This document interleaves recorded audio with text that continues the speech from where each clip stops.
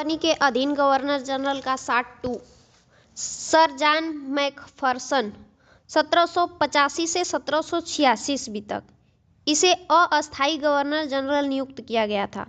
Lord Cornwallis 1786 से 1793 और 1805 ईस्वी। इसके समय में जिले के समस्त अधिकार कलेक्टर के हाथों में दे दिए गए। इसने भारतीय न्यायाधीशों से युक्त जिला फौजदारी अदालतों को समाप्त कर उसके स्थान पर 4 भ्रमण करने वाली अदालतें, जिनमें से 3 बंगाल के लिए और 1 बिहार के लिए नियुक्त की। कॉर्नवालिस ने 1793 ईस्वी में प्रसिद्ध कॉर्नवालिस कोड का निर्माण करवाया, जो शक्तियों के पृथकीकरण सिद्धांत पर आधारित था।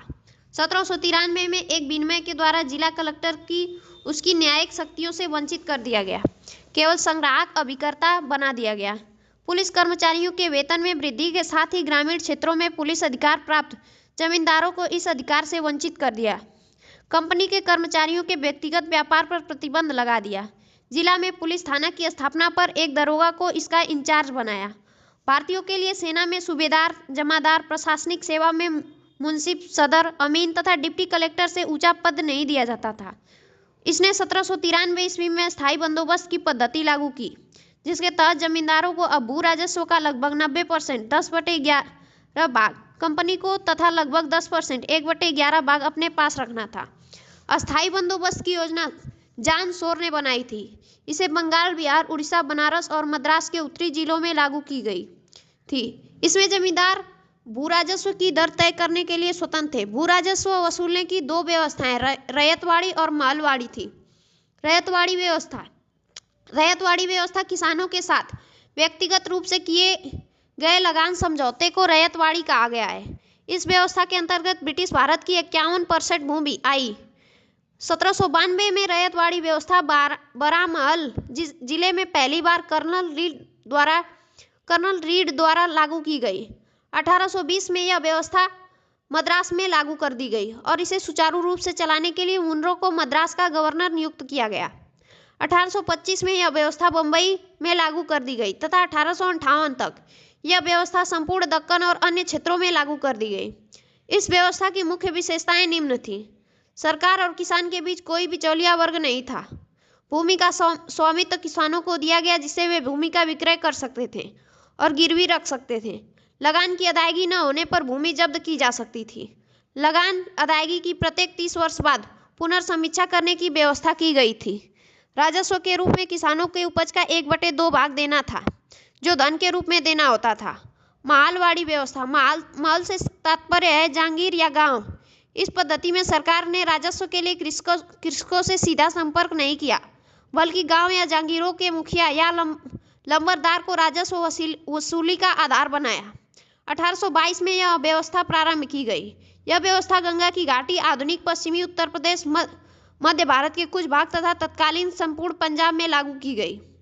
इस व्यवस्था में पहली बार लगान तय करने के लिए मानचित्रों तथा पंजियों का प्रयोग किया गया। इस व्यवस्था का जन्मदाता हाल्ट मैकेंजी हुए। 1833 में मार्टिन बर्ड तथा जेम्स टॉमसन के बंदोबस्त में अपने सबसे अच्छे रूप में सामने आई। प्रारंभ में इस व्यवस्था में लगान उत्पादन का 2/3 भाग था। बाद में इसे घटाकर उत्पादन का 1/2 भाग यानी 50% कर दिया गया। कॉर्नवालिस को भारत में नागरिक सेवा का जनक माना जाता है।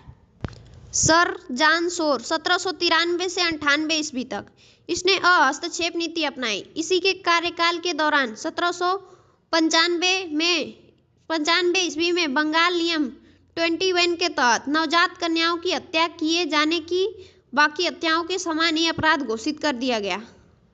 लॉर्ड वेलेस्ली 1798 से 1805 ईस्वी इसने सहायक संधि की पद्धति शुरू की। भारत में सहायक संधि का प्रयोग वेलेस्ली से पूर्व फ्रांसीसी गवर्नर डुप्ले ने किया।